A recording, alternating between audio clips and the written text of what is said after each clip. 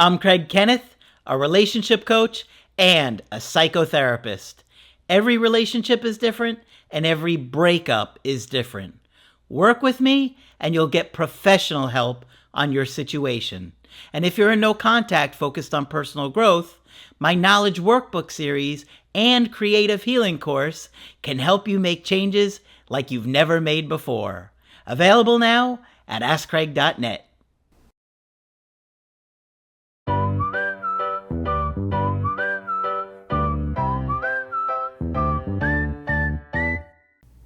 Hi there, I'm Coach Craig Kenneth. And I'm Coach Victoria. And in this video, we're going to be talking to you about we had plans after our breakup. Oh man, we hear this so often. We really do. One of the hardest things that you're going to experience going through that breakup is knowing that something is coming up, some event that you were supposed to go with your ex to that thing. And this could be a lot of different things. It could be a concert. It could be a sports game that you have tickets to. It could be a wedding.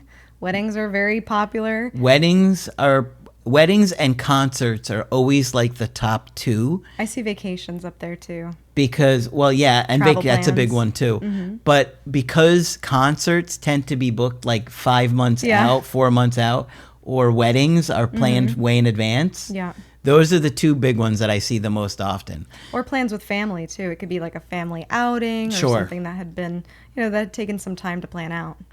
But when you have something coming up, you can't help but wonder, am I still going to go with them? Are we still going together? I don't even know. Like, should I contact them about that thing? And it actually happened with me with the Applebee's girl, where I had bought her tickets to a concert, and I guess I was going to take her. It was a long time ago. But she was like, here, you could have the tickets back. And she tried to give them to me back. I was like, no, go with your sister. And that's what she did. So, it was a nice gesture that I'd done for her, so I wanted her to be able to do it. Yeah. Even though I wasn't going to be there.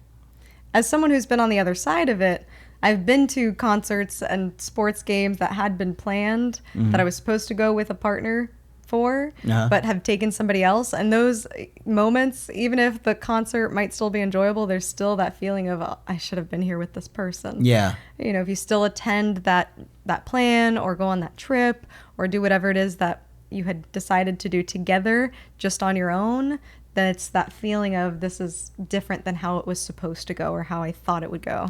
They're certainly going to think about you. There's no way around it. They're going to think about you on that day, even if you're not there. But one of the things that I think we get consumed with is, am I going? Am I going to this thing still? Probably not.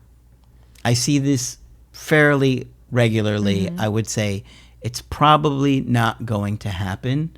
There is a slight possibility, but even in those instances, it usually doesn't go good because you're too emotional to be there. Or trying to force it. A lot of times you'll see this planned out event in the future and say, this is my chance. Yes. That's what we can talk about or plan more about this trip or this event. Yeah. Or, I'll get them to lock in and commit to this plan, or I'll guilt them to say, oh, but we were supposed to go to Aunt whatever her face's wedding or whatever it might be.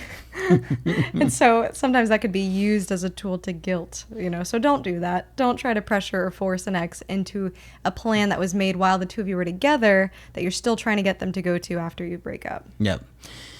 Sometimes people won't want to break up with you till after those plans. Like, in other words, it might be in the, they might have been unhappy in the relationship and they were like, oh, I have to get through that thing with them before I break up with them, or I have to get through Christmas time before I break up with them. I don't want to break up with them before Christmas, even though they kind of wanted to get out and you don't know it. Yeah, especially if the hopes are high and the investment is high and the commitment is high, then it could leave them feeling torn. Like they don't want to back out of something that you've spent a lot of money and energy and hope towards. Yeah. They don't want to be that villain, but they know eventually that, they need to come to this decision. Yeah, so the timing could be really unfortunate in these things. And sometimes it's the opposite. Sometimes they can feel that pending huge commitment event, sports game, concert coming up, and they realize, I can't go through with this. It feels like way too much pressure. Maybe it's something that they feel ambivalent about, and they don't feel confident enough to attend this event knowing that they feel ambivalent. And of course, that's one of the things we talk with you guys on coaching calls when you're going through something like that. A lot of times you have a lot of questions that you want to run through, and we'll talk about that. Yeah. There can be this difficulty in accepting that the plans aren't going to happen, especially if your ex may have alluded that that plan isn't going to happen. Like we said earlier, don't try to force it. Really don't. And sometimes people will use the plans as a reason to reach out. Sometimes you do have to reach out. Maybe there is I don't know, some kind of practical reason that they need to know that the trip is canceled, or they need their confirmation or something like that to be able to cancel and do things with your plans. Do whatever is absolutely necessary, but please be self-aware if you are using this trip as a means to reach out. Yes. Don't lie to yourself. Be really, really honest with yourself. Do I absolutely need to reach out about this? Because it's likely not going to go well if you do, okay? Yeah. I know in your mind you have this fantasy, you have this imagination of it's going a certain magical way. It doesn't usually go like that. Things often don't go the way we expect them to in life. And it's hard because we can rehearse it in our mind a million times, and out of all of our million rehearsals, none of them will be what the reality will look like. Yes, it's so true. Or feel like, you know? Like I had a session with somebody recently that they were going to meet with their ex in a therapy session, and we ran down all these different scenarios that we thought could happen, and something similar happened to one of the scenarios that we thought, but it was more challenging than she could have even predicted. Wow. Yeah. And actually, it was what happened right after the session. Something came up that made things kind of go a million different ways, right? So we had her handled well for the session, but then the ex had some really unpredictable behavior. They might be a borderline, by the way, just to put that out there, because people are going to panic. Oh, my ex is going to do that. Well, this woman was pretty extreme with her behavior. So we saw some extreme behavior after the therapy session as well. Yeah, there's a lot of unpredictability. Yeah, there really is. Yeah. That's why you really got to over-prepare, because whatever you think is going to happen, it's probably going to be outside of that. Yeah. And it's up to you as to when you decide to, accept fully that this plan isn't going to happen. I know sometimes people will wait for a little bit to see, okay, is my ex going to come back and then we can still go on this plan? Or do I already invite somebody? Do I already make accommodations for other things to happen? And this is really part of being able to accept it. So once you do accept it, start to replan your plan. Have a plan B, have a plan C, have a plan D.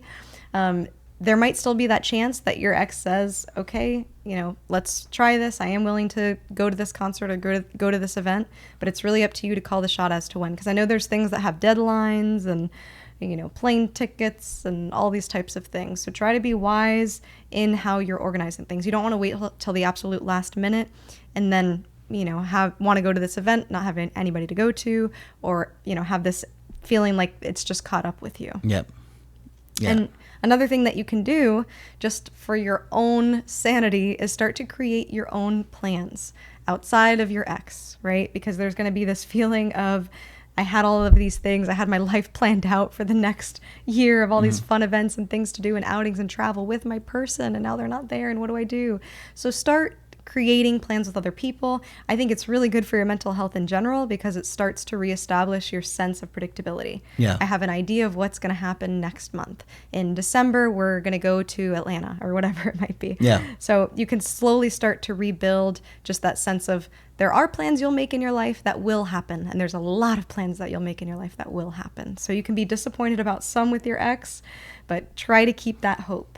And one of the challenges that you're going to have is with making new plans, you're going to feel guilty. Like, oh, but what if they come back before then? What if I make this plan to do this thing and then all of a sudden they come back? Now I've got this plan and they're going to be like, oh, you made these plans while we weren't together? Yeah. Right? So I did. I'll see you in Barcelona. So that's going to be one of the challenges that you have to deal with, but it's your life and you can't put your life on hold forever. And we try and tell you guys, you have to balance them coming back with also living your life and also working on your issues and figuring out what went wrong so you are ready when they come back. You know, I hate to say it, but there's a lot of people that don't do enough work when their ex or they're in the no contact, their ex reaches out, and then they completely get wrong why the ex left to begin with. And the ex gets really angry. Your ex will get very angry at you if they don't think you understand why you broke up. This is another big reason why you have to focus on personal growth, because I see this one a lot where they're like, this is the reason, blah, blah, blah, and they'll tell me, and I'm like, I think there's more to this, and we'll go over stuff. And then when the ex eventually reaches out, they're like, yeah, there was these other things that I didn't even realize they were upset about. Yeah. And when you do the work, you're going to be a lot more likely to prepare for that. So you really got to take that time and you really got to self-reflect. Yeah. And it doesn't mean that you can't go out there and have fun. We're actually kind of saying the opposite. We do want you to be back into your life and to enjoy those things, make plans with other people, be social, go see the world, go touch some grass. And those things can actually help you be reflective and see different perspectives too. Yep. So that's what we're hoping. You also... One of the things you're going to do is convince yourself that if that thing doesn't happen, then you're not going to get back together. I can't tell you how many times somebody will say, well, I know that if we don't do this thing or this thing that we have planned or whatever it is, it's never turning around from there. And that's not how it works. Yeah. Sometimes that can actually increase that feeling of longing, like we said. You know, sometimes it'll be like a special date that, you know, the two of you had planned far in advance. They're going to think about that as well on that day, that they're not doing what they thought would happen as well. And so consider that. You know, you also want to consider your partner's commitment level and attachment style, right? Right now we're talking about events and plans and weddings and travel. There are certain things that, you know, an ex can back out of that can make you rethink the relationship entirely, like an engagement, right? Yes. There's things that, you know, increase in commitment level that can make you kind of look back and think, okay, is this something that I can come back from? If, you know, a partner cancels an engagement on me or, you know, something that... Getting a place together. We see that one a lot, right? yeah. If somebody really does do something that really affects you deeply in that way or ruins your credit score or something to that degree, consider it, right? Consider their ability to commit, because it might be indicative of an even deeper issue. Yep. So just be aware of that. It's different if somebody breaks off an engagement versus a potluck, okay? So just keep that What in if it's a mind. potluck engagement? Ooh, even worse, even worse. That's the worst one yet. Depends who's coming to the potluck, you know? There's no luck at the potluck if you're getting broken up with there. I don't know if there's a really good casserole. It's bad luck. Bad luck potluck. Bad luck potluck. Okay, that's a green bean casserole. All right. Hopefully this one's been helpful to you. And just please, one last thing I want to say. Just because this plan doesn't happen, or if it doesn't happen, it does not mean that your ex won't come back. Trust me. We see it a lot. If you want to get our help personally, go to my website, askcraig.net. I do email coaching and I do Zoom calls. Coach Victoria is also available for Zoom calls. I'm here whenever you'd like to chat. Just click on her name on the top of the website to schedule with her. But that's it for this video. I'm Coach Craig Kenneth. And I'm Coach Victoria. And we will talk with you soon.